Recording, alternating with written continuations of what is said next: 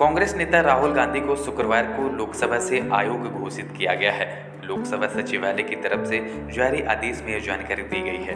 आदेश के मुताबिक सूरत की एक अदालत द्वारा मानहानि के मामले में सजा सुनाए जाने के मद्देनजर केरल के वायनाड संसदीय सीट का प्रतिनिधित्व कर रहे राहुल गांधी लोकसभा की सदस्यता के लिए अयोग्य पाए जाते हैं। इससे झारखंड कांग्रेस में उबाल है।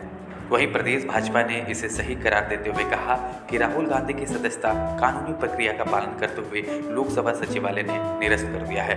तो राहुल गांधी के लिए यह लोकसभा को टाटा बाय बाय करने वाली स्थिति है, क्योंकि जिस तरीके का उनका आचरण रहा है, लगता नहीं कि देश की जनता उन्हें दोबारा चुनकर लोकसभा में भेजेगी। क्या वही राहुल गांधी जिन्होंने विदेशी धरती से भारत के लोकतंत्र का अपमान किया था, पिछड़ी जाति का अपमान किया था और एक जाति समूह को चोर कहकर संबोधित किया था। देखिए, राहुल गांधी जी की संसद की सदस्यता चली गई, ये तो जाना तय था।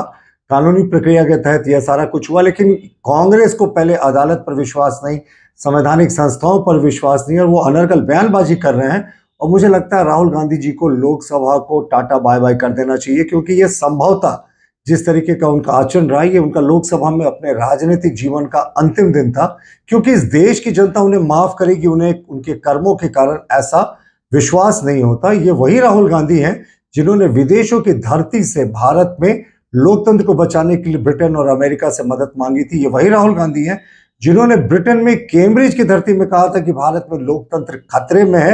ये वही राहुल गांधी हैं जिन्होंने पिछड़े वर्ग को गाली दी थी, एक जाति समूह को चोर कहा था। तो उनको इसके लिए जनता माफ करेगी, ये उम्मीद नहीं है। तो बहरहाल उनका लोकसभा के कार्यकाल का, उनके राजनीतिक जीवन का ये अंतिम दिन हमारे हिसाब से है, और आने वाला जो भी जीवन का वो रास्ता चुनते हैं उसके लिए उनको शुभकामनाएं। देखिए, ये फैसला अचंभित करने वाला है और ये लगता है कि लगातार जो इनका प्रयास था कि आदरणीय राहुल गांधी जी अडानी के खिलाफ नहीं बोले और सदन में उनको बोलने से रोका जा रहा था, अब ये जो लोकसभा की कार्रवाई हुई है, इससे प्रतीत होता है कि ये लोग लोकसभा में नहीं बोलना देना चाहते हैं, लेकिन ये भूल रहे हैं कि हम सदन में नहीं, सड़क पे अपनी बात को रखेंगे। और जनता जानना चाहती है कि हिंडनबर्ग की रिपोर्ट जो आई है और जो अडानी के घोटाले हैं, उससे देश के लोगों का पैसा कितना जा रहा है और कितना डूब रहा है। तो ऐसे में हम सब पूरी तरह से तैयार हैं, आदरणीय राहुल गांधी जी के साथ पूरे शिद्दत के साथ खड़े हैं, और जो उनके नेतृत्व में लड़ाई लड़ी जाएगी वो काफी केंद्र सरकार को महंगी पड़ने वाली है। और जिस तरह की कवायद की गई है, हम समझते हैं निंदनीय है।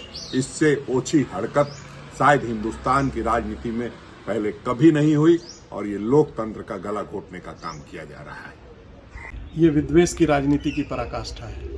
इस तरह से लोकतंत्र में आप जनता की आवाज़ उठाने वालों को दबा नहीं सकते। जो प्रयास लगातार, चाहे वो हिंडनबर्ग के रिपोर्ट के आने के बाद राहुल जी के द्वारा जो सवाल उठाए जा रहे थे, जिस प्रकार से देश के विश्वसनीय संस्थानों में गरीब जनता के पैसे को अपने मित्रों को लाभ पहुंचाने के लिए जो कृत्य किया गया था, और देश के लोगों को अमृतकाल बता करके मित्रकाल का जो संचालन हो रहा था, उस सच्चाई को देश की जनता के सामने रखने का काम किया।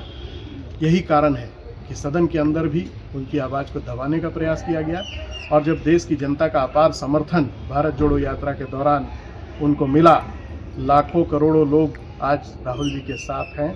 और यही कारण है कि एक साजिश के तहत इस प्रकार से ये सारे प्रयास किए गए। कानून की लड़ाई हमारी जारी रहेगी, लेकिन हम जनता की अदालत में भी जाएंगे, संसद से लेकर के सड़क तक। इस प्रकार से जो लोकतंत्र की हत्या की गई है, और आज का दिन लोकतंत्र के काले अध्याय के रूप में याद किया जाएगा, इसे हम जनता के समक्ष भी रखने का काम करेंगे।